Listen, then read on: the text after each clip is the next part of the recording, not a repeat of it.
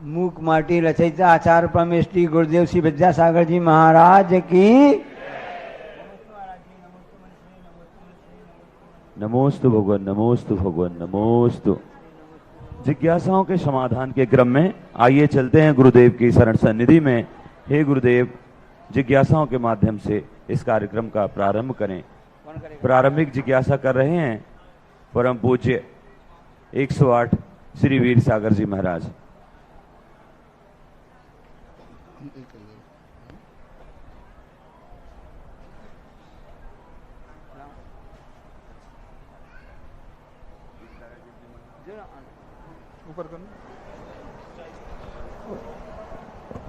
अपरानिक स्वाध्याय विलयन श्री कायुष्यर्गम करो। ओम।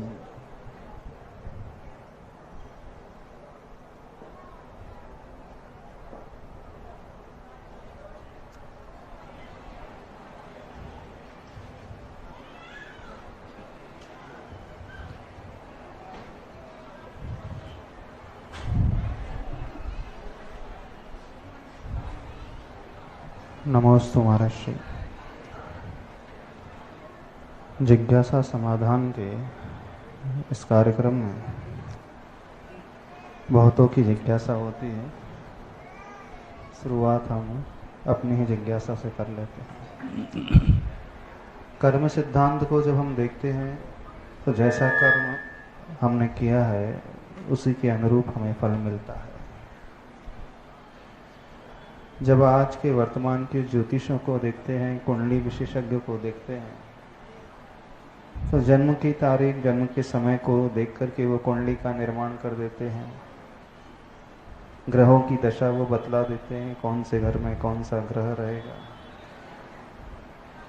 या जैसी जैसी कुंडली बनती है उसी के अनुरूप व्यक्ति को फल मिलता है, अथवा उसमें कुछ परिवर्तन भी संभव है।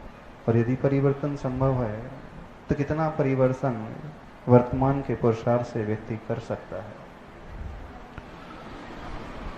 कर्म सिद्धांत एक अकाट सिद्धांत है। फल जब भी मिलेगा कर्म के उदय से ही मिलेगा, धीमत लगाना। अब रही बात कर्म के कितने निमित्तों से उनकी उदीर्णा होती है।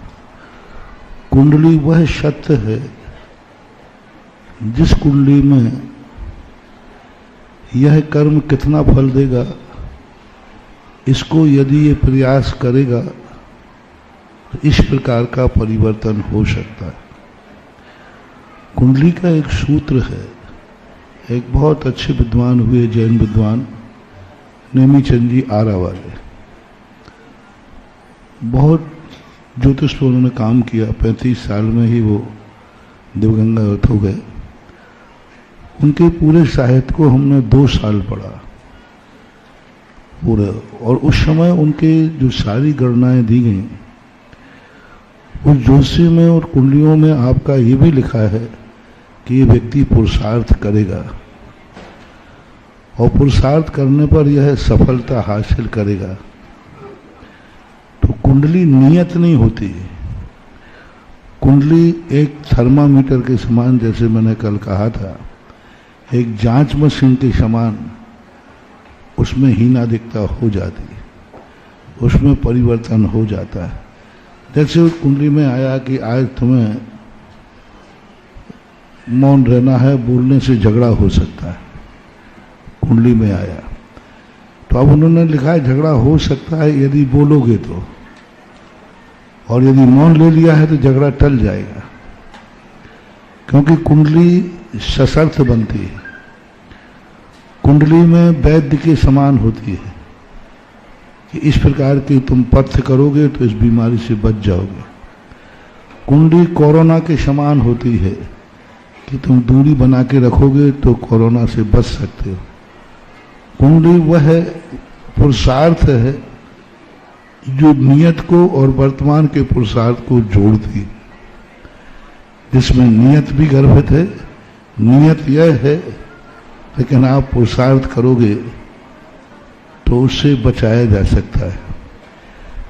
इसलिए कुंडली जो एक ऐसा समन्वय रूप सत्य है जो हमें हर मौके पर, हर स्थान पर कोई ना कोई शिक्षा देता है। इसलिए कर्म जो है, जब भी कर्म फल मिलेगा कर्म के उदय में ही मिलेगा, लेकिन कर्म के उदय को हम उत्कर्षण, अपकर्षण, संक्रमण, ये सारी विधियां तो हैं हमारे पास। नियत कभी पुरुषार्थ का नकार नहीं करते, कर्म कभी पुरुषार्थ को नकारते नहीं, क्योंकि उदय, उदीर्णा, अपकर्षण, उत्कर्षण ये सब क्या है? ये सब पुरुषार्थ गम है, पुरुषार्थ के द्वारा किया जाता है। और नियत का अर्थ ये नहीं होता है कि हर चीज निश्चित है। नियत का अर्थ होता है जो कार्य जिस कारण से होना है उसी कारण से होगा। ऐसा पूज्यवर अकलंग स्वामी ने राजवार्तिक में लिखा है। नियत का अर्थ है निश्चयन यत्न, जो कार्य जिस कारण से होगा उसी से होगा। आंख देखती है तो आंख से ही देखोगे, कान से नहीं, ये नियत है। कान ही सुनेंगे, आंख नहीं सुनेंगे, ये नियत है। लेकिन क्या देखोगे क्या नहीं देखोगे ये नियत नहीं है। इसलिए वस्तु व्यवस्था नियत और अनियत वादी है, ऐसा सूत्र आता है, ऐसा लेना चाहिए। अब एक ही समय में दो जुड़वा बच्चों का जन्म होता है, कुंडली एक ही होती है, लेकिन उनका दोनों का भाग्य अलग अलग होता है, फिर कैसे हो जाता है? पहली बात तो आज तक किसी दो बच्चे एक साथ जन्मे ही नहीं। 1 मिनट का अंतर है, 2 मिनट कम से कम क्रम तो रहेगा। उसमें ना नक्षत्र बदल रहा है, ना लग्न बदल रहा है, ना दिन बदल रहा है, ना बदली जा सकती है, बदले जा सकते हैं नहीं, पर एक ही उस समय है, सब कुछ वही नक्षत्र, वही तिथि, वही लग्न, सब कुछ वही है। तब भी सब कुछ वही होकर के उस कुंडी में लिखा होगा कि इस व्यक्ति के अंदर इस प्रकार की दशा जिसमें जागेगी उसकी ऐसी दशा हो जाएगी। अभी मैंने कहा ना, उस कुंडली में ये भी आएगा कि इन दोनों का एक साथ जन्म हुआ है, इनमें से एक व्यक्ति इस प्रकार की गलती करेगा तो इस प्रकार की वह चोट भी खाएगा। तो फिर कुंडली कहाँ ठीक ठहरी? दोनों की कुंडली की ग्रह दशा एक जैसी दिख रही है? नहीं, कुछ नहीं, सारे नवान साल एक जैसे आ रहे हैं। तो उसमें लिखा होगा कि ये दो एक साथ होंगे, लेकिन दो में एक गड़बड़ करेगा और एक ठोकर लगेगी, एक उसको बचा लेगा। तो फिर अंतर कहाँ क्यों आ गया, ये प्रश्न ये उठता है। अंतर वो नक्षत्र ही ऐसा होगा जिसमें दोनों का जन्म हुआ है, उस दिन वो नक्षत्र उभयपदी है, वो दोनों पदों को ग्रहण कर रहा है। एक उभयपदी नक्षत्र होते हैं, एक मित्र नक्षत्र होते हैं, जो एक दूसरे की कुंडली में बैठ जाए, दोनों का जन्म हो, तो वो उसी समय बता देंगे दो में से एक बचेगा एक मरेगा। वह उसी समय बता देंगे कि इसमें से एक बचेगा और एक मरेगा। यहाँ तक भी बता देंगे कि जो पहले आज जन्मा था वो बचेगा, जो दूसरे नंबर पर जन्मा है वो मरेगा। वो नक्षत्र एक ही समय की कुंडली में वह नक्षत्र भी इस प्रकार की घोषणा करता है। इसका डीप अध्ययन बहुत जरूरी है। इतना अच्छा है कुंडली जागरण का, कुंडलियों का एक एक नक्षत्र का नेचर है, कौन नक्षत्र कब बदलता है। वही नक्षत्र इसके साथ बैठा हुआ है तो अलग फल दे रहा है, वही नक्षत्र दूसरे के साथ बैठा हुआ है तो अलग नक्षत्र दे रहा है। मंगल और सूर्य एक साथ बैठ जाएं, नियम से जिसकी कुंडली बैठ गया, जब तक वे दोनों रहेंगे विवाद कराएगा, क्योंकि ये चंद्र है एक सूर्य है, दोनों अपने आप में अलग अलग ढंग की परिणति का, एक शीतल है एक उष्ण है, अग्नि वाला मामला है, पानी और अग्नि मिले तो पानी खोलेगा। तो उनके नक्षत्रों के अलग अलग नेचर हैं और वे नक्षत्र अलग अलग स्थान पर जाकर के अलग अलग फल देते हैं। वही नक्षत्र इस स्थान पर है तो अलग फल दिया। एक नक्षत्र चलता है, ये 12 राशियां होती हैं। अब ये सूर्य जो चल रहा है, सुबह जब उगता है उस समय उसकी राशि अलग है, प्रति सेकंड प्रति समय वह अपनी अपनी क्रियाएं बदल रहा है। जब वही सूर्य मध्याह्न में आ गया उस समय सारे नक्षत्रों के नेचर बदल गए सूर्य के कारण से, क्योंकि सूर्य इस समय मध्याह्न में आ गया, सूर्य अस्ताचल पर चला गया, सभी नक्षत्रों के अपने नेचर बदल गए। तो इस जैसे पूरी प्रकृति में जब सूर्य डूबता है तो ठंडक हो जाती है, सूर्य चढ़ता है तो पूरी प्रकृति बदल जाती है, पूरी प्रकृति का वातावरण बदल जाता है। ऐसे ही प्रत्येक नक्षत्रों के इनके बहुत सारे भेद प्रभेद नेचर है। एक समय में 1000 लोग जन्मे हैं तो वह नक्षत्र बता देगा कि 1000 लोग एक साथ जन्मेंगे, इसमें इतने सुखी रहेंगे, इतने दुखी रहेंगे, क्योंकि वो नक्षत्र ही ऐसा है। तो नक्षत्र उभयपदी, बहुपदी, एक पदी, अनेक पदी, मित्रपदी, एकांकी पदी, सब प्रकार का इनका बहुत अच्छा है।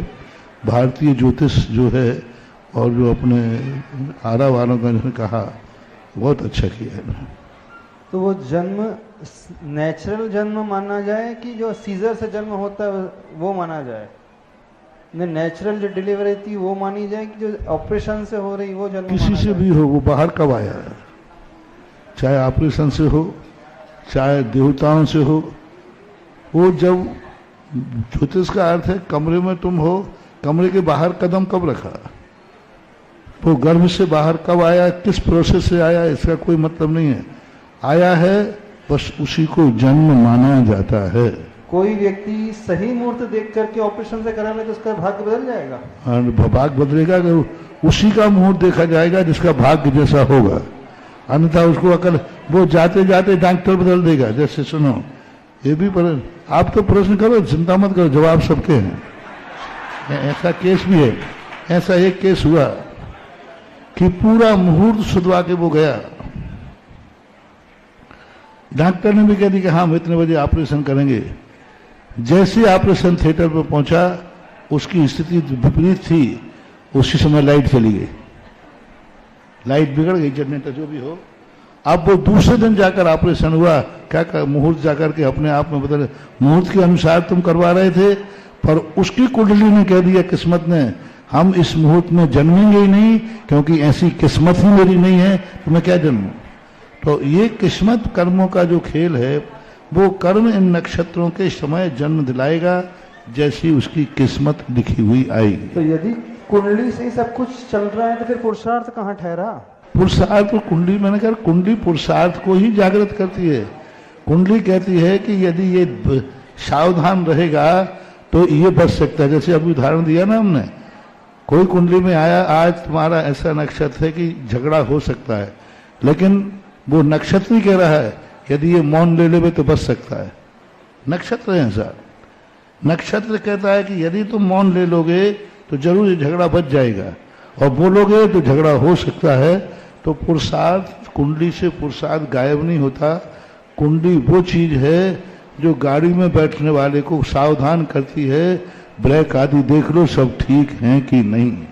तो यदि हम पुरुषार्थ की ठान लें तो बहुत कुछ कुंडली हमारे अधीन हो सकती है? नहीं, आप उतनी कर पाएंगे जितना कुंडली के अंदर लिखा है।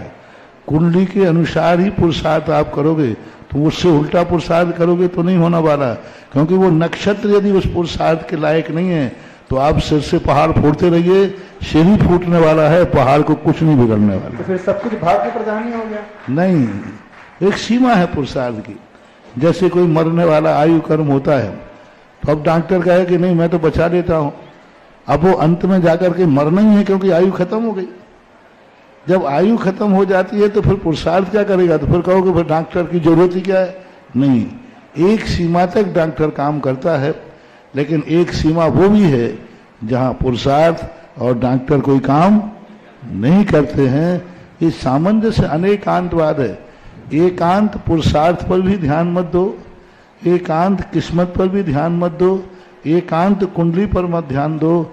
इन सब का अपने आप में परसेंटेज है, उस परसेंटेज की तरफ ध्यान जाना चाहिए। तो जितने अपन मुनि महाराज बने भाग्य के अनुसार ही बने हैं?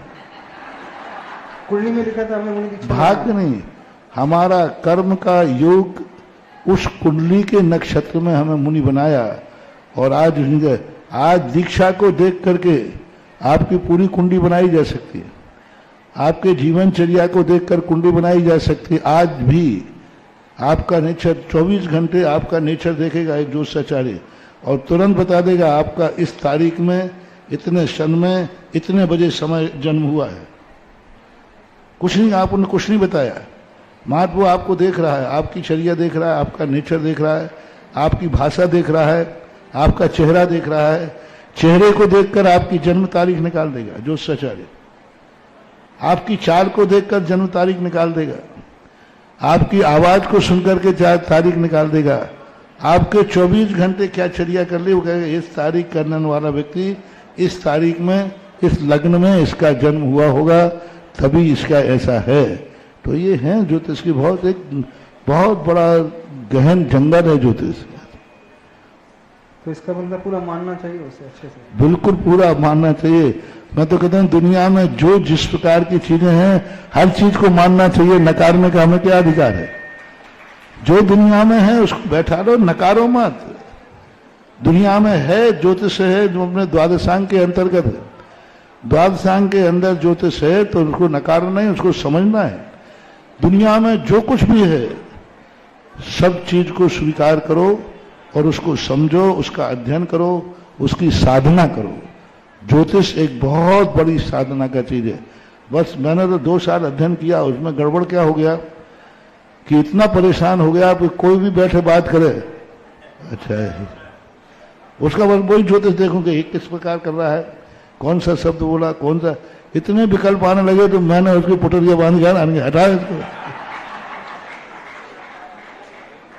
तुरंत ध्यान नहीं, अच्छा ये व्यक्ति आया है अभी आशीर्वाद लेने के लिए, कितने बजे आया, इतने बज के इतने सेकंड में आया, इसका आशीर्वाद दूं या नहीं दूं। और इतना विकल्प होने लगा तो मैंने कहा कि भाई आरम तारम कुछ जानम पर है, उस तरफ उतर जाओ तो बहुत तो फिर तो ऐसी होगा जैसे भगवान ने देखा वैसा वैसा होता जाएगा। नहीं, भगवान अलग, भगवान कुछ देखते नहीं, भगवान तो जो होता है वो देखते हैं, उनके देखने से कुछ नहीं होता। भगवान तो एक प्रकार के एक वो है, जैसे वीडियो है देख रहे हैं, वो जो देख रहे हैं वो नहीं होना है, जो होना है वो देख लेते हैं, उनकी विशेषता है तो हम ही देख लेते हैं। रात में स्वप्न में आ जाता है कि सुबह एक्सीडेंट होना है और सुबह एक्सीडेंट हो जाता है, हमने रात में देख लिया था। तो ये तो एक निमित्त ज्ञान से भी हम भावी कल्पनाएं कर लेते हैं, भावी केवल ज्ञानी देख लेते हैं, उनके ज्ञान की विशेषता है, ना कि वो करता धरता है ऐसा। हेलो, परम पूज्य गुरुदेव के चरणों पर नमस्तु। परम पूज्य प्रसाद सागर जी महाराज जिज्ञासा करेंगे। दमोह में विराजमान मुनिश्री के चरणों में नमोस्तु। महाराज जी, आपने सुबह भक्तांबर प्रवचन में कहा था कि भक्ति का बीज बो रहा हूँ भगवान बनने की फसल हेतु, और वो भी किस तरह से, अधबटिया भगाई में यह कार्य कर रहा हूँ प्रभु बनने के लिए। जबकि मेरी जिज्ञासा ये है, एक कहा जाता है, ये पार्टनरशिप वाली बात हो गई कि बजली का घाम और सोच का काम अच्छा नहीं माना जाता है। अब मैं पार्टनरशिप के लिए आप अच्छे कह रहे हैं, ये कुछ समझ में नहीं आ रहा। बजली का घाम और सोच का काम अच्छा नहीं माना जाता है, और आप कह रहे हैं कि अधबटिया में भगवान से आप तो प्रश्न करो, पूरा मैं कर दूंगा। कांटे साले कीच का और बादला घाम, माता साले दूसरी और सांझ को काम। कांटा साले कीच का है ना, बरसात में सड़ा हुआ कांटा लग जाए ना तो खुद के निकलता है।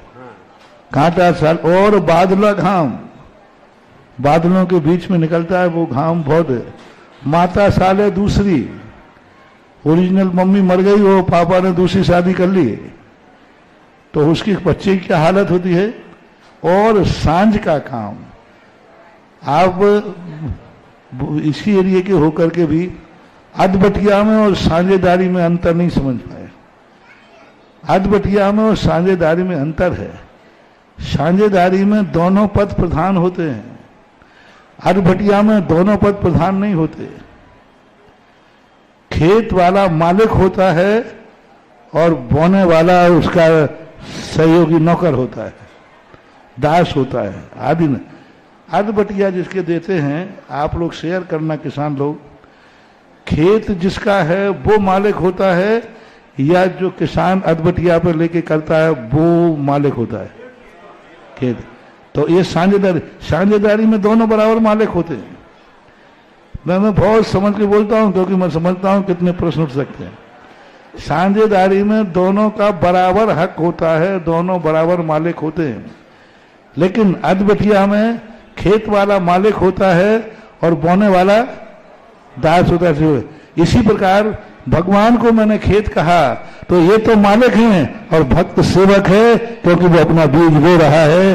इसलिए साझेदारी का फार्मूला प्रसाद सागर जी यहाँ नहीं लगेगा।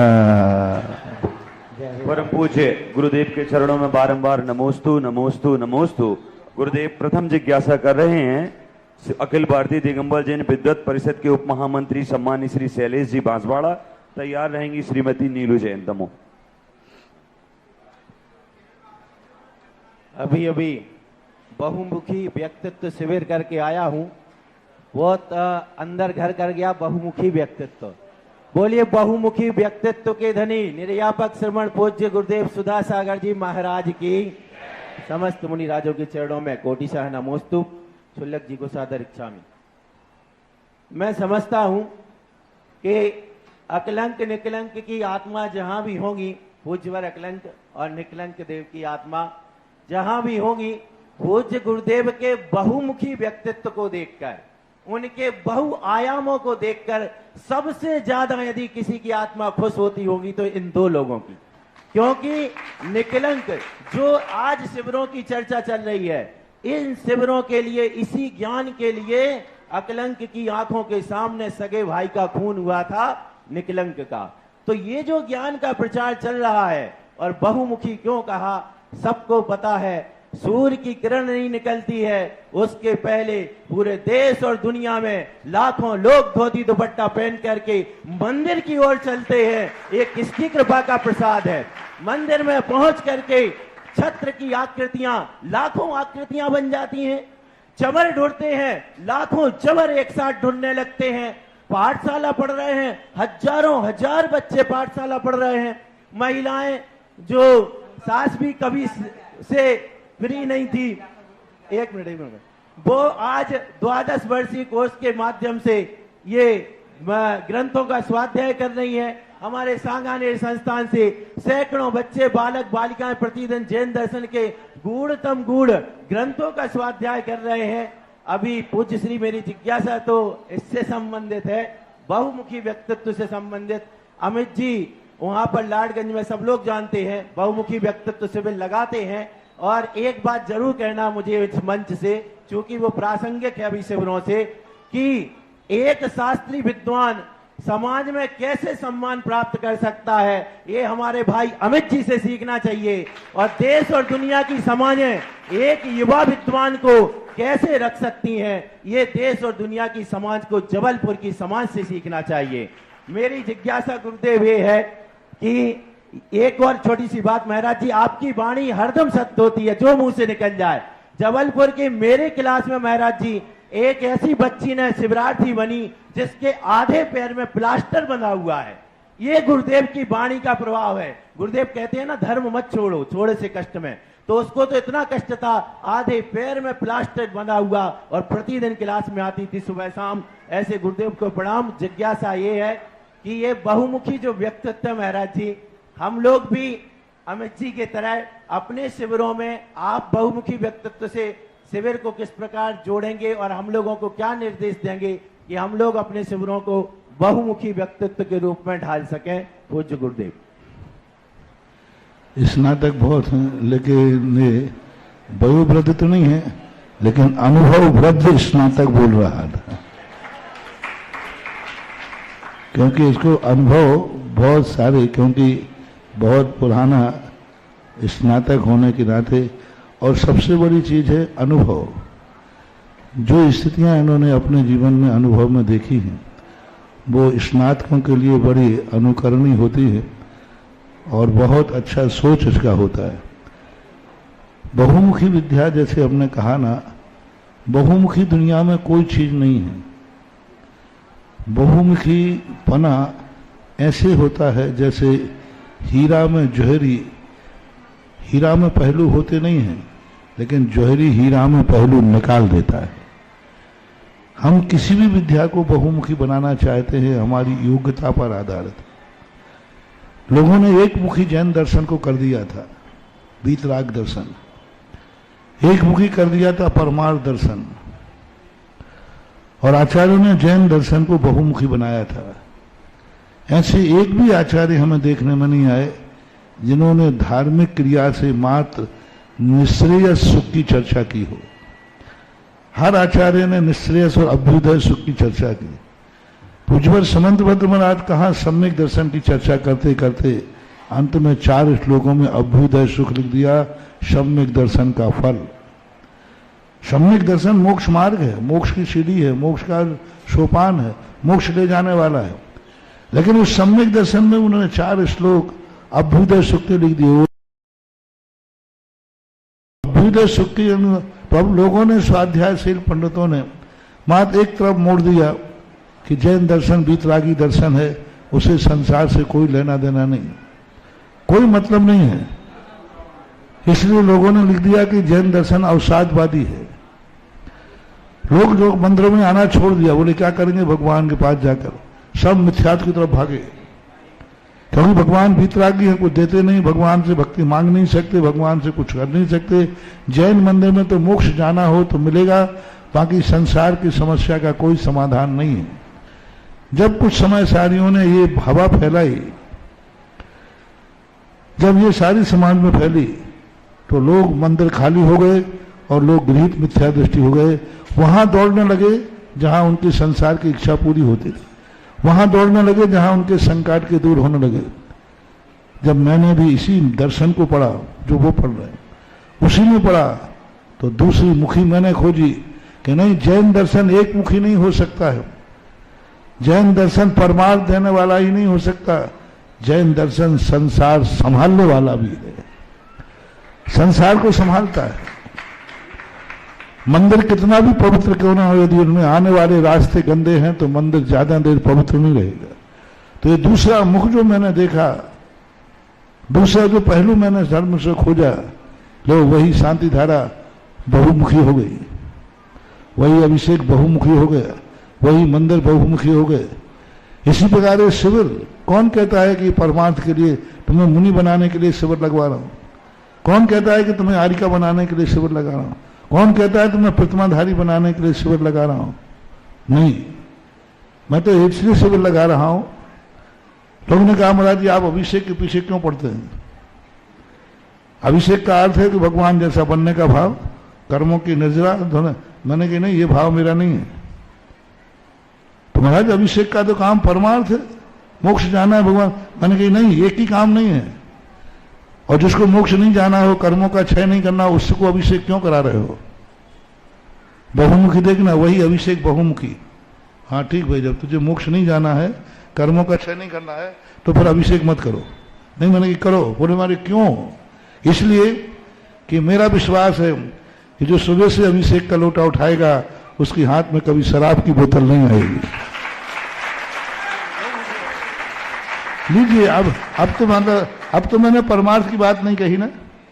अब तो मैंने तुम्हारे बेटे को बचाया, शराब पिएगा तो नाली में पड़ेगा, मैंने उठवाया। शराब पिएगा जल्दी मरेगा, मां निपुती हो जाएगी, मां विधवा, पत्नी विधवा हो जाएगी, बच्चे अनाथ हो जाएंगे। तो हमने अभिषेक से बहुमुखी तत्व निकाला, मोक्ष नहीं भेजा। हमने एक बच्चों को अनाथ होने से बचाया। हमने गुटखा का त्याग किया। हमारा गुटखा त्याग करना कौन से धर्म? मैं कि तुझे धर्मात्मा बना ही नहीं रहा हूं, मैं तो एक बच्चों को अनाथ होने से बचा रहा हूं। कैंसर होगा तो मरेगा, तो बच्चे क्या होगा? तो हम गुटखा छुड़ा रहे हैं तो कौन सा धर्म कर रहे हैं? कौन कह रहा है धर्म कर रहे हैं? मैं तो बच्चों को अनाथ होने से बचा रहा हूं। बच्चों को अनाथ होने से बचाना भी क्या धर्म है? ये तो संसार है ना। तो जैन दर्शन की हर क्रिया अनेकांतमयी है। बहुमुखीता जो है हमें लाना है। इन शिविरों से बहुमुखता जो आती है वो बहुत बड़ी चीज महानुभाव। कई बार मैंने बताया भी है, कई उदाहरण दे करके। इनसे बहुत बहुमुखी। इसलिए नहीं पाठशाला आना है कि तुम्हारे लिए धर्मात्मा बनना है, इसलिए आना है कि कल के दिन तुम्हें विपरीत निमित्त मिले तो अपनी जिंदगी बिगाड़ मत लेना। कम से कम उससे संस्कार रहेंगे तो तुम्हारा पाठशाला शिविरों में पढ़ने वाला विद्यार्थी रहेगा तो कल के दिन वो कुल को कलंकित नहीं करेगा, माँ बाप को शर्मिंदा नहीं करेगा और स्वयं को दुनिया में इज्जत के साथ जिएगा। ये है बहुमुखी आयाम। पाठशाला में पढ़ा होगा तो कभी भी किसी लौकिक स्कूल में जाएगा तो कम से कम वहां बताया जाएगा कि अंडा शाकाहार है, तो तुरंत कहेगा नहीं, पाठशाला में बताया था अंडा कभी शाकाहार नहीं होता है। तो पाठशाला में पढ़ने वाले को कोई अंडे नहीं खिला पाएगा। यह है बहुमुखी आयाम शिविर का, यह है पाठशालाओं का आयाम शिविर का, यह है धर्म। तो मात्र अकेले धर्म को मोक्ष से ही मत जोड़ो, धर्म संसार को संभालता। और महावीर का तो मूल सिद्धांत संसार को संभालने के थे। महावीर के मूल सिद्धांत का कोई प्रचार नहीं था कि मोक्ष वाला। उन्होंने कहा सबसे पहला सिद्धांत हुआ जियो और, अब मोक्ष का सिद्धांत है कि संसार का? संसार में जीने की कला है, इसमें जियो और जीने दो, यानी संसार में तुम जियो, दूसरे को जीने दो। कितना बड़ा संसार का सूत्र है, कितना बड़ा बहुमुखी है, ऐसा गुरुदेव आपकी कृपा से केवल बहुमुखी ही व्यक्तित्व शिविर नहीं, पूरे भारतवर्ष के गांव, कस्बे, नगर, शहर, पूरे प्रदेशों में हर गली में पाठशालाओं का निर्माण हो रहा है। पाठशालाएं स्मार्ट बन रही हैं। और ऐसा ही एक कोटा शहर है जहां पर एक नहीं, एक साथ 22 पाठशालाएं चलती हैं। वहां के नरेश जी वैद्य पाठशालाएं लगवाते हैं। और कोटा में ही आज कोटा और हाड़ौती पूरे क्षेत्र में एक साथ 31 जगहों पर शिविर लग रहा है। मैं चाहूंगा संयोजक श्री बीरेन जी एवं उनके साथी आए और वहां के शिविर का बैनर का इनॉग्रेशन करें। श्री बीरेन जी और अपनी जिज्ञासा रखेंगे, तैयार रहेंगी श्रीमती नीलू जी। महाराज श्री के परम आशीर्वाद से श्रवण संस्कृति परीक्षा बोर्ड का एक गठन, पाठशाला परीक्षा बोर्ड का गठन कोटा में हुआ था। और सन 2000 से अनवरत ये शिविर चल रहे हैं। जैसे अभी हमारे शास्त्री जी ने बोला था कि जबलपुर की समाज विद्वान को रखती है, हमारी कोटा की समाज पूरे भारतवर्ष में एक सिरमौर है कि जहां पर 12 शास्त्री अभी मंदिरों में पाठशालाओं को अनवरत सेवाएं दे रहे हैं। और 25 पाठशालाएं, हमें लगता है भारतवर्ष में सबसे ज्यादा पाठशालाएं कोटा में संचालित होती होंगी। और पूरी जगह ये शिविर लगते हैं। पिछली बार 49 जगह पर शिविर लगा करके और प्रथम, द्वितीय, तृतीय स्थान प्राप्त करने वालों को महाराज श्री के आशीर्वाद से आचार्य श्री के पास में उनको दर्शनार्थ करने के लिए ले गए थे। और ये पूरा कार्य नरेश जी के निर्देशन में होता है। और हाड़ौती का कार्य पिछले वर्ष तक हमारे सौरभ जी शास्त्री के द्वारा निर्देशित में हो रहा था। हम महाराज श्री के श्री चरणों में ये निवेदन करते हैं कि आशीर्वाद आप दें। और सम्मानित श्री नरेश जी वैद्य श्रुतावतार नामक पुस्तक का भी उद्घाटन कर रहे हैं। आग्रह उनसे जिज्ञासा करेंगी श्रीमती नीलू जी और तैयार रहेंगी श्रीमती अनुराज कुमार जैन दमो। अतिशयकारी मुनि पुंगव श्री 108 सुधा सागर जी महाराज जी के चरणों में बारंबार नमोस्तु नमोस्तु नमोस्तु। समस्त मुनि राजों के चरणों में नमोस्तु नमोस्तु नमोस्तु। एलक छुल्लक के चरणों में एक छामी एक छामी एक छामी।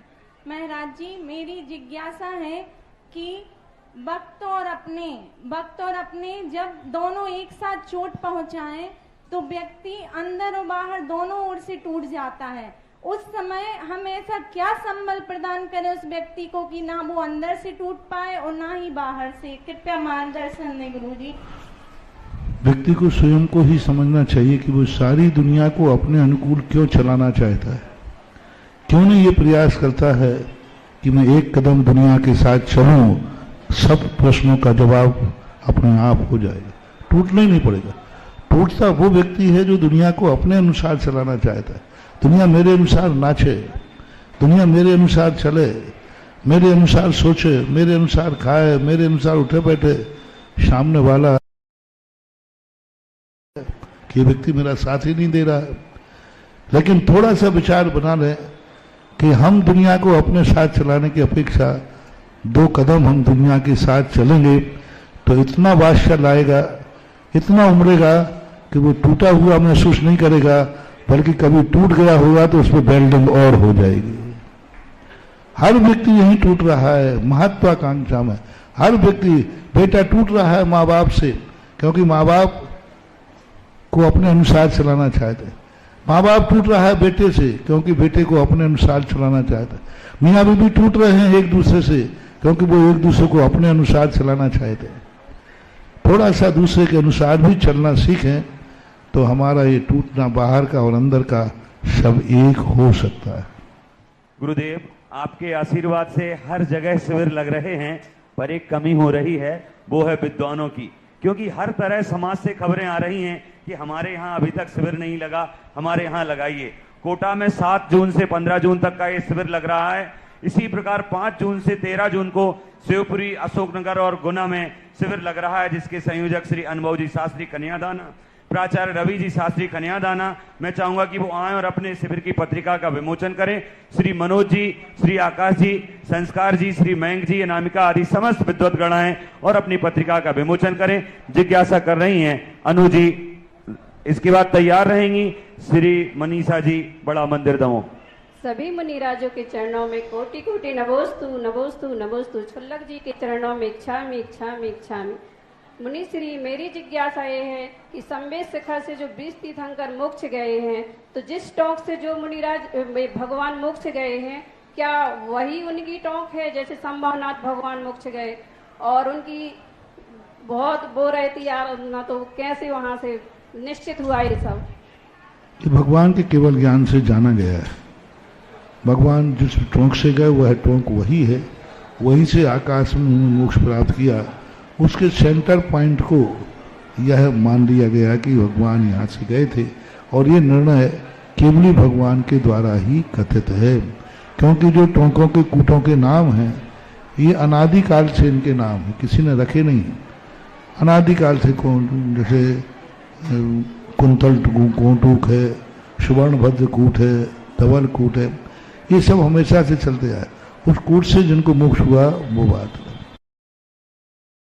सूत्रावतार कथा बहुत अच्छी चीज है। इंद्र नंदी आचार्य महाराज द्वारा जैनियों का सबसे पहला इतिहास जो कुछ भी सुरक्षित है वो इंद्र नंदी महाराज ने किया।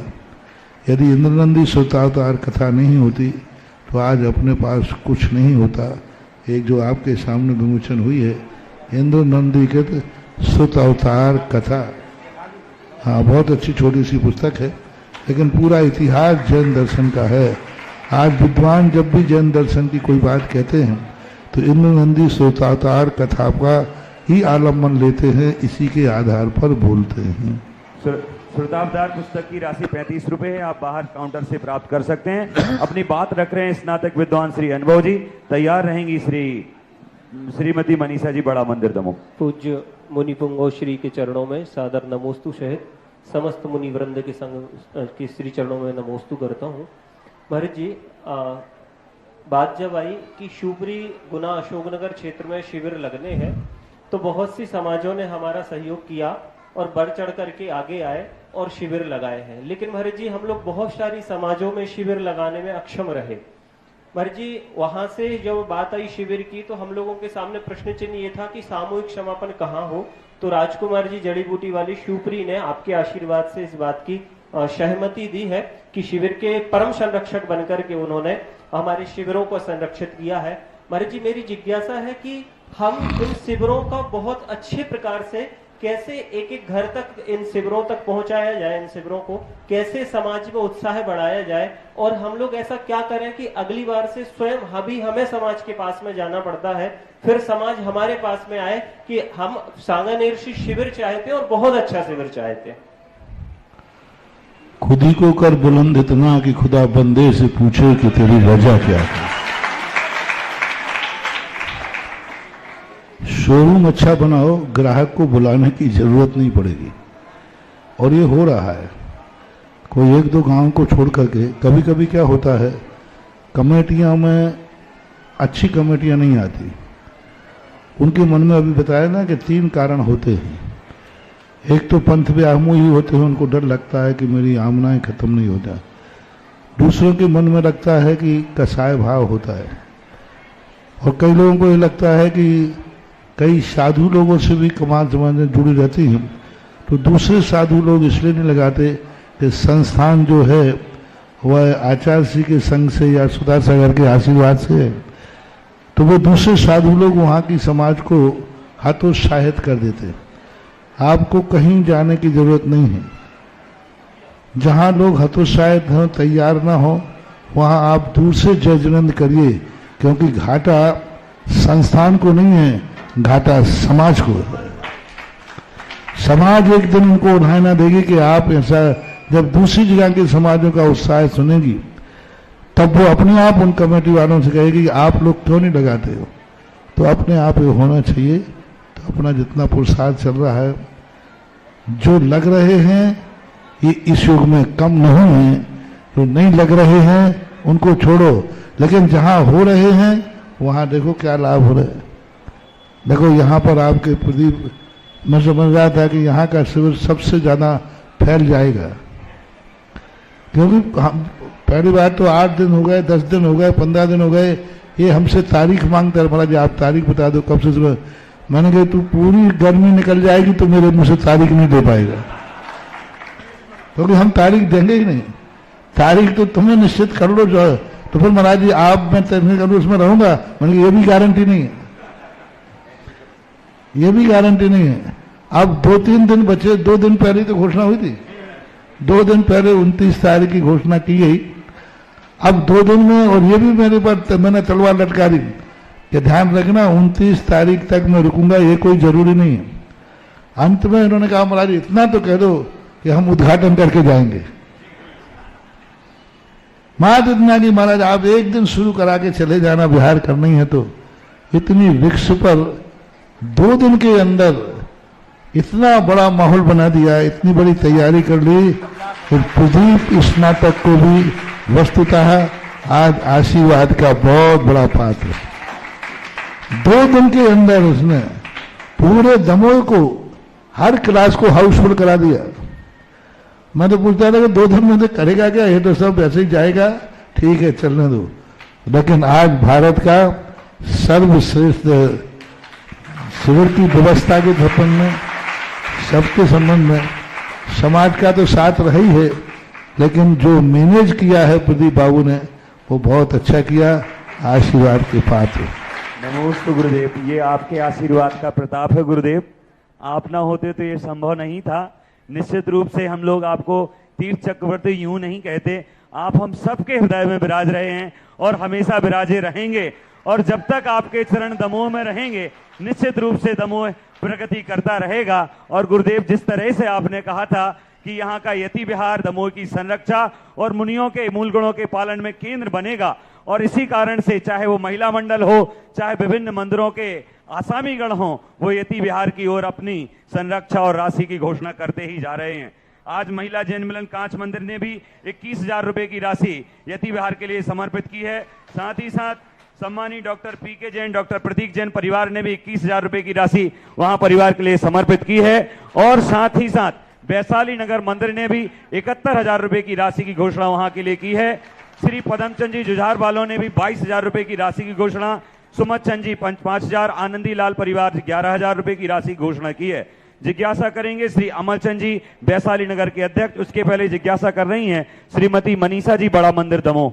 नमोस्तु नमोस्तु गुरुदेव नमस्ते। महाराज श्री हमारी शंका ये है कि हम मंदिर में बड़ी शांति धारा करते हैं, तो ऋद्धि मंत्र पूर्ण हो जाने के बाद क्या धारा करते हुए क्या 45वां काव्य पढ़ सकते हैं, उसमें कोई बाधा तो नहीं है? पढ़ने में करने में बाधा नहीं है, लेकिन शांति धारा जितनी है उतनी करो। ज्यादा दवाई खाने से जल्दी ठीक हो जाओगे सो बात नहीं है। शांति धारा जितनी लिखी है लेखक ने, आचार्य ने, उतनी ही शांति धारा करना चाहिए। बाद में आपको कुछ भी करते रहो, शांति धारा की जो मात्रा है वह मात्रा, उसमें सब कुछ भरा हुआ है, न एक अक्षर घटाना है न एक अक्षर बढ़ाना। गुरुदेव यति विहार के लिए आज सम्मानीय श्री संतोष जी गांगरा ने भी 21,000 दिए, और धर्मार्थ औषधालय कमेटी जिन्होंने व्यायामशाला के लिए भी अपना ऊपर का फ्लोर दिया, और आज आपके आशीर्वाद से यति विहार के लिए भी 1,51,000 की राशि समर्पित कर रही है। मैं चाहूंगा कि पूरी औषधालय कमेटी मंच पर आए और यहाँ के अध्यक्ष के लिए अपनी राशि समर्पित करे। जिज्ञासा करें श्री अध्यक्ष जी वैशाली नगर मंदिर, इसके बाद तैयार रहेंगे डॉक्टर प्रिंसी रोहित जैन मुंबई। मंच पर मंचासीन विराजमान समस्त मुनिराजों को श्री दिगंबर जैन मंदिर वैशाली नगर के समस्त आसामियों द्वारा त्रिवार नमोस्तु नमोस्तु नमोस्तु। हे मुनिवर, जिज्ञासा है कि मंदिर जी में अभिषेक पाठ हेतु पांडुक शिला पर प्रतिमा जी को विराजमान करते समय श्रीमद जिनेन्द्र अभिषेक पाठ में ओम ह्रीम श्रीम क्लीम अरहम भगवान से पांडुक शिला पीठे तिष्ठ तिष्ठ स्वाहा पढ़ते हैं, इसमें स्वाहा शब्द उचित है कि नहीं? पहली बात तो ये, आप इन सब दुनिया भर के प्रपंचों को छोड़ करके मांगनंदी वाला अभिषेक पाठ पढ़े तो वो पूर्णतः निर्दोष है, कुंद कुंद की मूल परंपरा वाला है, वही पढ़ना ठीक है। स्वाहा आदि पढ़ना स्थापना के समय जरूरी नहीं है, ठीक नहीं है। ये पहली बार मैं मंत्र सुन रहा हूँ कि अभिषेक पाठ में ये मंत्र भी आया है, कभी किसी पंडित ने बना दिया। आजकल क्या है, थोड़ी सी संस्कृत पढ़ते ही लोग कुछ ना कुछ संस्कृत में बनाने लगे। तो अब ऐसी चीज़ों को कोई मतलब नहीं है। आगम बाह्य ये जो मंत्र है आगम के सम्मत नहीं। डॉक्टर पीके जैन 21,000 रुपए की राशि समर्पित। बहुत अच्छा और दाला में रूपचंद जी की अध्यक्षता में बहुत अच्छा कार्य। देखो अभी व्यायामशाला को भी इन्होंने उदारता दिखाई और सबसे अच्छी उदारता दिखाई इन्होंने यति विहार में और दाला जुड़ गया। इसका अर्थ है कि अब सबकी अपने आप सब जुड़ जाएंगे। जिज्ञासा करेंगे, जबलपुर में बहुमुखी व्यक्तित्व शिविरों का आयोजन करने वाले और महत्वपूर्ण विद्वत्तापूर्ण संयोजन करने वाले श्री अमित जी, और तैयार रहेंगे श्री यूसी जी जैन, एडवोकेट विजय कुमार जैन, पुत्री साला दमोह। मैं प्रत्येक अष्टद्रव्य समर्पित करते समय निरुपमांति स्वाहा कहते हैं। इसमें निरुपमांति शब्द का अर्थ क्या है? ओम निरुपमांति यानी संपूर्ण रूप से, निरुपमांति यानी संपूर्ण रूप से मैं इसका त्याग करता हूँ। जगत पूज्य निर्यापक श्रवण मुनि पुंगव श्री सुधा सागर जी महाराज एक ऐसे संत हैं कि वो जिस जगह पर विराज जाते हैं उस जगह की चर्चा पूरे विश्व में होने लगती है। और इस समय पूरे विश्व में यदि कहीं की चर्चा हो रही है तो वो दमोह नगर की हो रही है और यहाँ के शिविर की हो रही है। महाराज जी, पूरी समाज कहीं भी जाओ एक ही बात कहती है कि इस भारतवर्ष की समाज को आचार्य भगवान विद्यासागर जी महामुनि राज ने सुधा सागर जी महाराज जैसे महारत्न दिए हैं। और हर जगह की समाज चाहती है कि पूज्य सुधा सागर जी महाराज हमारे यहाँ पर आ जाएं, लेकिन वो संभव नहीं है। आपके द्वारा पूरे विश्व में इतनी धर्म की प्रभावना हुई तो कई लोग कह रहे हैं कि सुधा सागर जी बनना तो कठिन है, लेकिन कम से कम 4-5 सुधा सागर की जरूरत अभी समाज को और है, क्योंकि जहां जहां भारतवर्ष की समाज नहीं सुधर पाई वहां वैसे जाना है। दूसरे सुधा सागर जी होना तो संभव नहीं है, लेकिन महाराज ये भी सब कोई जानते हैं कि कोई सुधा सागर जी जैसा यदि बना सकता है तो वो खुद सुधा सागर जी महाराज हैं। ये पूरे भारतवर्ष की समाज की मांग है। पूज्य श्री पूरी जबलपुर जैन समाज हमने देखा आपकी भक्त है, और सबसे ज्यादा यदि किसी एक ही शहर में आपके द्वारा मंदिरों का जीर्णोद्धार निर्माण कार्य हो रहा है तो वो जबलपुर में हो रहा है। और पूरी जबलपुर जैन समाज ने एक एकता दिखाई कि लाडगंज मंदिर में हर कॉलोनी के शिविरार्थी आकर के बहुमुखी व्यक्तित्व निर्माण शिविर में बैठे, और वहां की गणेश प्रसाद वर्णी पाठशाला कमेटी, पंचायत सभा, लाडगंज ट्रस्ट कमेटी ने मिलकर के हमारे साथ ऐसा संयोजन किया कि आज पूरे देश में बहुमुखी व्यक्तित्व निर्माण शिविर की चर्चा हो रही है। इस शिविर में जो सफलता मिली पूज्य गुरुदेव आपके ही आशीर्वाद से है। हमारी जिज्ञासा है कि गुरुदेव इन शिविरों में समितियां होती हैं जो बहुत अधिक कार्य करती हैं, लेकिन वो खुद किसी कारणवश व्यवस्थाओं के बाद शिविर में नहीं बैठ पाती हैं, तो उन कार्य करने वालों को भी क्या पुण्य लगेगा? पहली बात तो कार्य करने वाले जो होते हैं यदि वो शिविर में नहीं बैठना चाह रहे हैं तो वो बचने के लिए कार्यकर्ता बन जाते हैं कि शिविर में नहीं बैठना पड़े, एक बात। दूसरी बात, हमारे यहाँ कृत कार्यत अनुमोदना तीनों बराबर होती हैं। एक शिविर में बैठ रहा है, एक शिविर लगवा रहा है दान देकर, और एक शिविर में लगे हुए की अनुमोदना कर रहा है। तो जो व्यवस्थाएं करते हैं उनको भी कृत कार्यत अनुमोदना में से कोई पुण्य लगता है।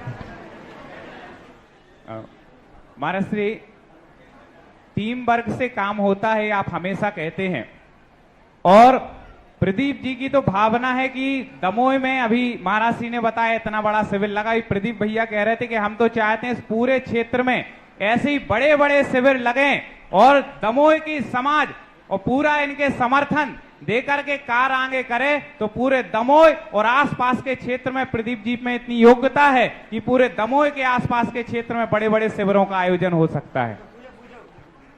पूज्य गुरुवर के श्री चरणों में बारंबार नमोस्तु नमोस्तु नमोस्तु। पूज्यवर दमोह जिले में समाज के द्वारा पूर्व में कमला नेहरू महाविद्यालय की स्थापना की गई थी, जिसमें छात्राओं के लिए महाविद्यालयीन शिक्षा दी जाती थी। जैन समाज का एकमात्र महाविद्यालय था जिसे शासन ने छीन लिया। उसके उपरांत जैन स्कूल जो 1952 से संचालित था, उसे भी कुछ असामाजिक तत्वों द्वारा बंद करने का प्रयास किया जा रहा है।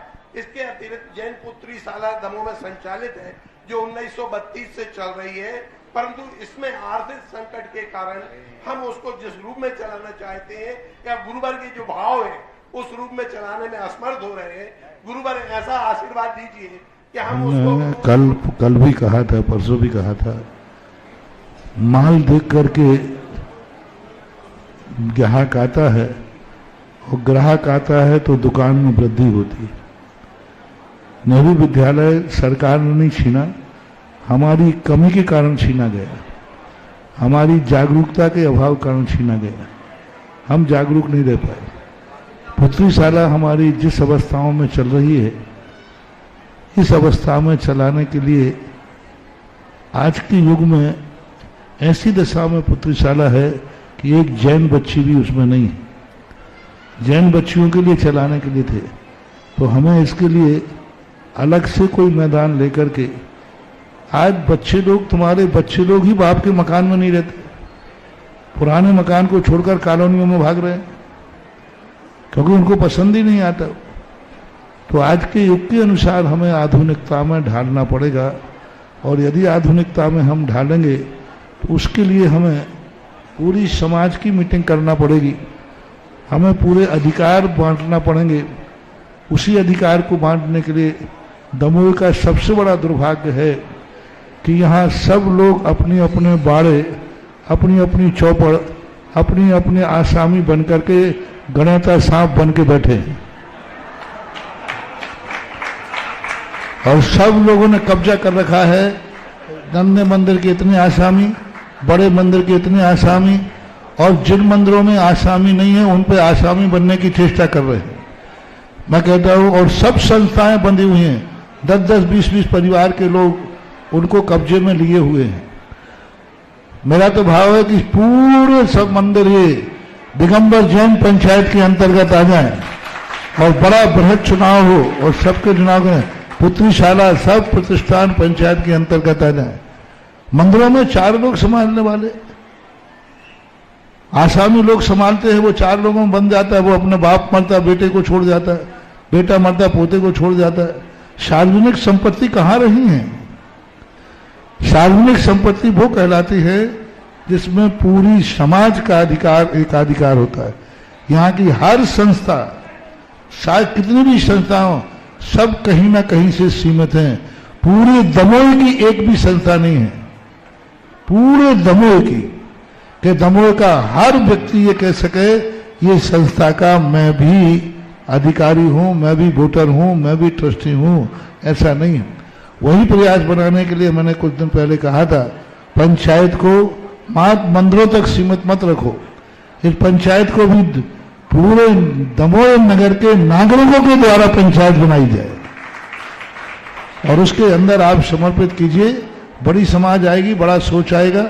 पुत्री शाला का एक ऐसा बड़ा स्थान बनना चाहिए, इतना बड़ा विशाल स्थान बनना चाहिए कि 100 साल की मर्यादा आज आकाश को छूना चाहिए। ये मेरा आशीर्वाद है। डॉक्टर समाज से भी कहना है, पुरानी संस्थाओं को उठाने का प्रयास करो, और आसामियों से कहना है कि तुम अपने अधिकार को बढ़ाओ, उनको अधिकार को सीमित मत रखो। इतना अधिकार बढ़ा दो, इतना अधिकार बढ़ा दो कि हर व्यक्ति मानने लग जाए कि हम हैं। और यहाँ की सब चीजें आप देखो, मैंने पूरा सर्वे कर लिया, पहले भी किया था, हर चीज कुछ ना कुछ सीमित आसामियों के समय बैठी है। और जो संस्था सीमित होती है तो बोलते हैं गणेता सांप, और गणेता सांप पने से यदि कोई संस्था उठ जाएगी तो जरूर विकास को प्राप्त होगी। जैसे कि अभी व्यायामशाला देखो, एक हर व्यक्ति ने उसमें दान दिया।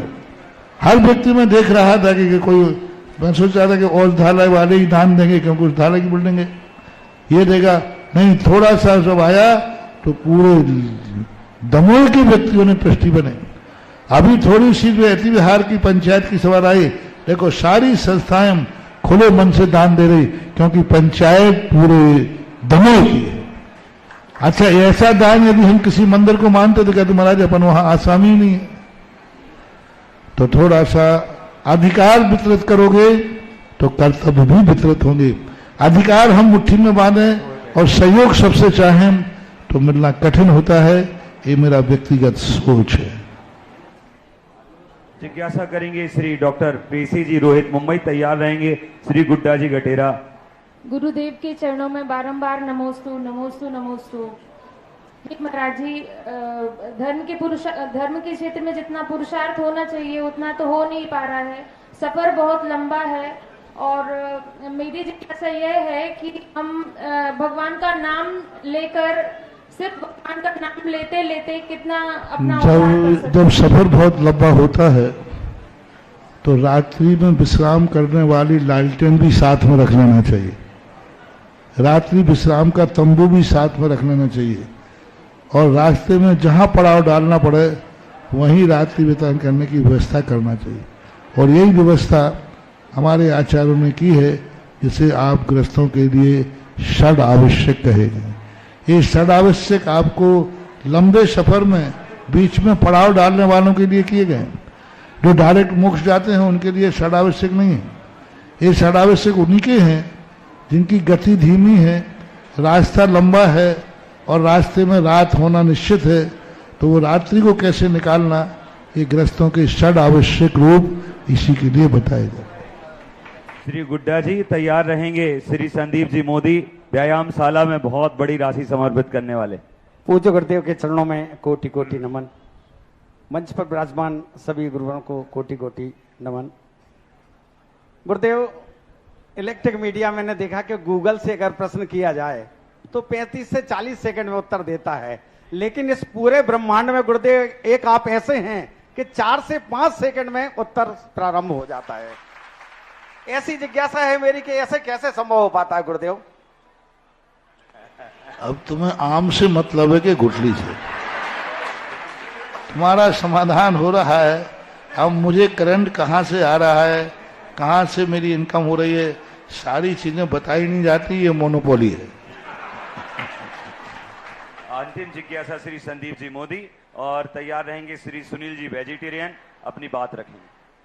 आचार्य भगवान के समोसरण से विराजमान समस्त मुनि राजों के चरणों में मेरा कोटि कोटि वंदन नमस्तु।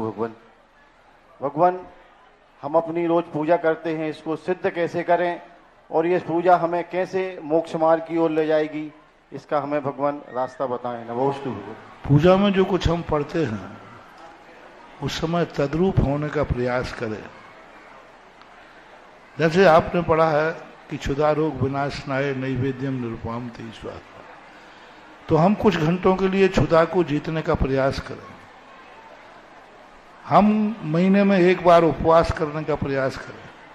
नहीं बनता है तो एकासन करने का प्रयास करें। नहीं बनता है तो हम 2 बार खाने का प्रयास करें। तद्रूप होने का प्रयास करें। भले एक कदम चले, जब रास्ता मिल गया है तो भले एक कदम बढ़ाएं, लेकिन बढ़ा देना चाहिए। यही सच्चा मार्ग। पूजाओं में जो बात कही गई है उसके अपने मन को, वचन को, काय को तैयार रखें कम से कम। और न तैयार कर पाए तो मन में संकल्प आना चाहिए, एक दिन मैं ऐसा ही करके दिखाऊंगा जो मैं पूजा में बोल रहा हूं, ऐसा भाव। जिज्ञासा करेंगे श्री मनोज जी। उसके पहले गुरुदेव, आपके आशीर्वाद से दमोह में जो ना भूतो ना भविष्यति शिविर चल रहा है उसके कुछ विद्वान आज गमन कर रहे हैं। मैं चाहता हूं कि दिगंबर जैन पंचायत समिति एवं हमारी शिविर समिति और नन्हे मंदिर समिति उनका सम्मान करे। सम्मान के क्रम में प्रथम में श्री स्नातक विद्वान हेमंत जी सटई आए और हमारे आतिथ्य को स्वीकार करें। श्री प्रवीण जी सिंह साहगढ़ वो भी आए और हमारे आतिथ्य को स्वीकार करें। गुरुदेव, लगभग ये सभी विद्वान सर्वकारी सरकारी सेवा में भी हैं और अभी अवकाश के दिनों में आपके आशीष से कि एक शिविर तो पढ़ाना ही है, इस उद्देश्य से ये दमोह में शिविर पढ़ाने आए हैं। सम्मानित श्री हेमंत जी सटई, जोरदार तालियों से। आहार के प्राचार्य भी ये रहे हैं, जोरदार तालियों से स्वागत करते हैं प्राचार्य जी का। इसी क्रम में ये भी प्राचार्य रहे हैं सरकारी विद्यालय में।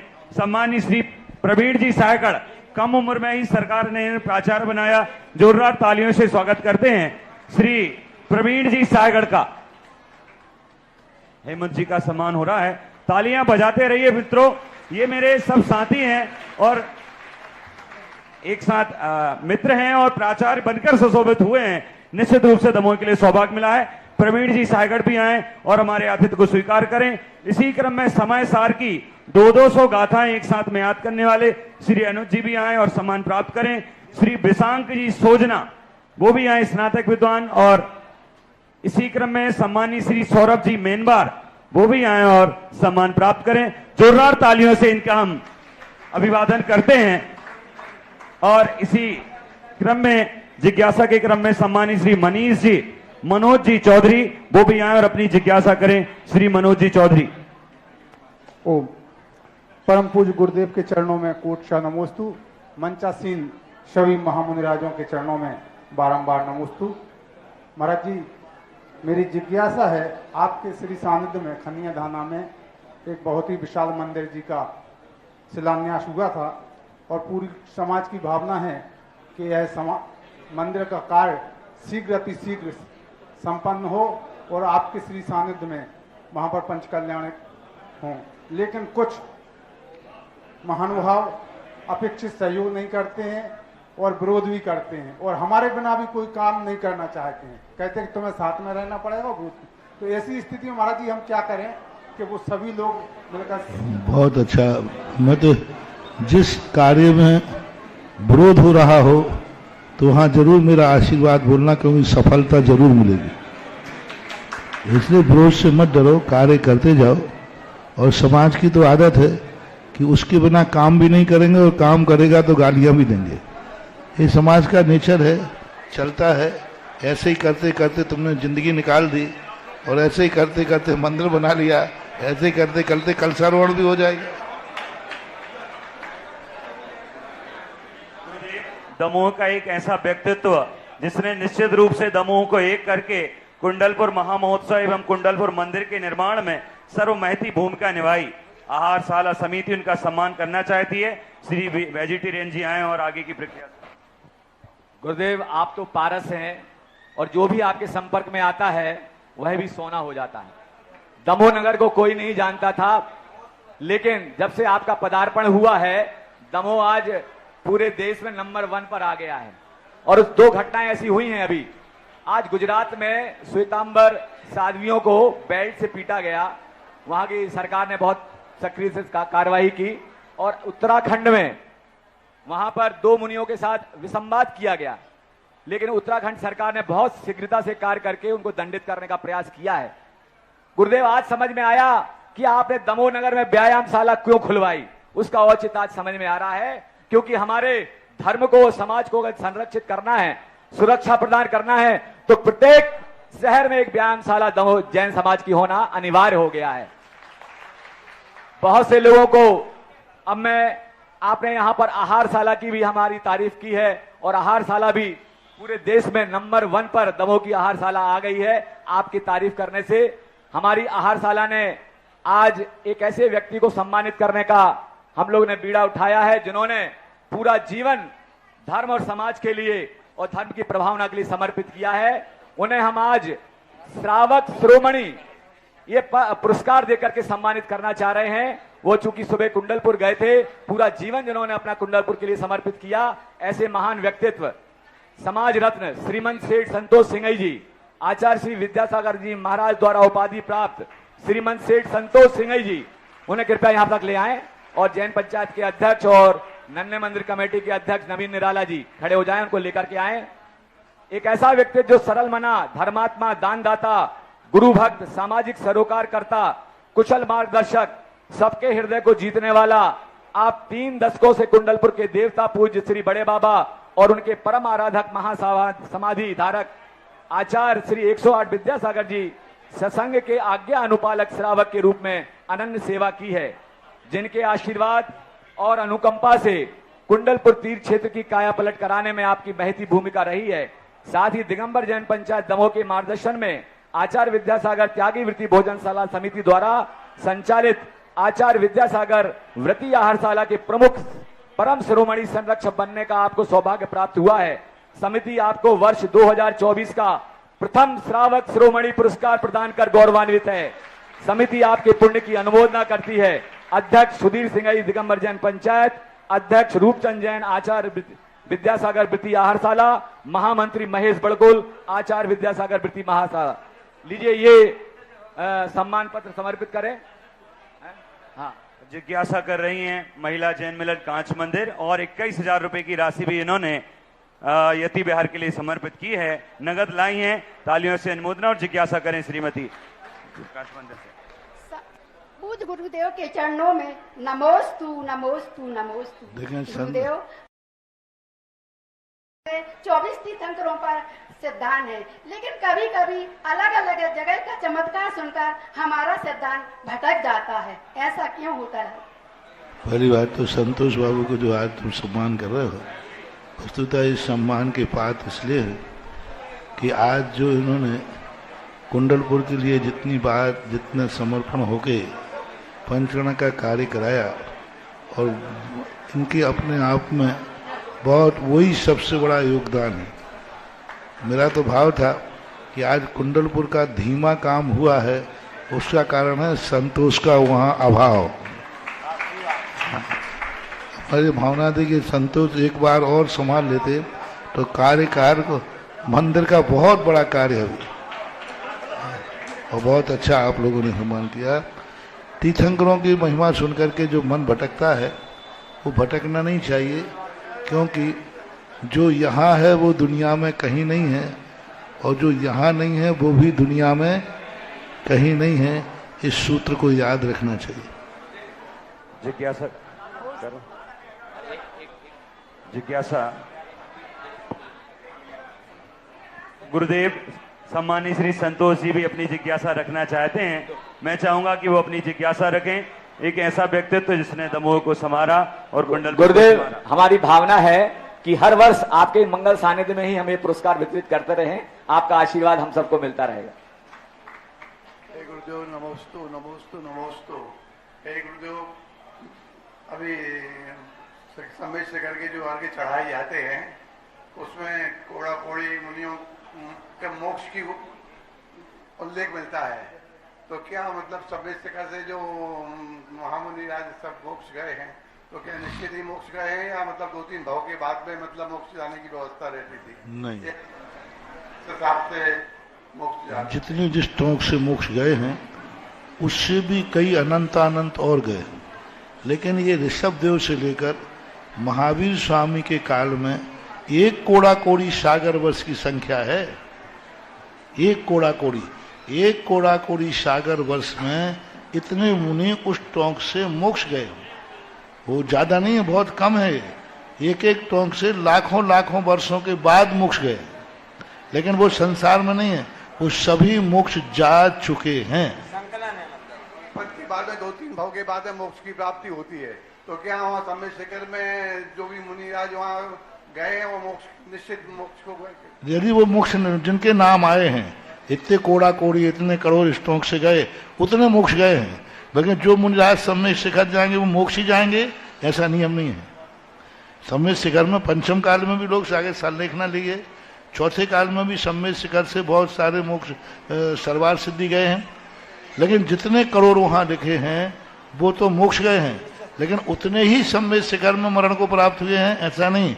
कुछ लोग स्वर्ग भी गए हैं। जिज्ञासा करें श्रीमती सुषमा जी और तैयार रहेंगी श्री सुषमा जैन गाइडलाइन दमोह। बोलिए। जिज्ञासा करें। गुरुवर के चरणों में नमोस्तु। गुरुवर, मेरी जिज्ञासा यह है कि भरत चक्रवर्ती को आहार दान देने का क्या फल मिला? ओम दीपिका जी जिज्ञासा। भरत चक्रवर्ती का भरत चक्रवर्ती को आहार दान देने का क्या फल मिला? नमोस्तु गुरुवर। क्या फल मिला? उनको वैभव मिला। वो वैभव से देख लो, सबसे बड़ा फल ये मिला कि हारे हुए गद्दी मिल गई। हार गए थे वो तो उनको कायदा से उनको निष्कासित होना चाहिए था, लेकिन हारने के बाद भी गद्दी मिली, ये उनके दान का ही शुभ परिणाम है। बस जी, दिल्ली से भी 21,000 रुपए 1 लाख रुपए की राशि यति विहार के लिए घोषित हुई है। शीघ्रता उनका नाम घोषित करेंगे। 51 रुपये चक्केश जी, संगीता जी जबलपुर नाका ने भी यति विहार के लिए घोषित की है। और यही जिज्ञासा का क्रम समाप्त करते हैं। आइए चलते हैं परम पूज्य तीर्थ चक्रवर्ती गुरुदेव की आरती की ओर। ऐसा कौन महानुभाव है जो पूरी समाज से चयनित होकर के आज के दिन गुरुदेव की आरती करना चाहता है। मित्रों 11,111, समय चूंकि कम है, गुरुदेव की आरती करने के लिए 11,111 1, 11,111 2, 11,111 2.5 और कोई महानुभाव जो आज चाहता है कि हम ही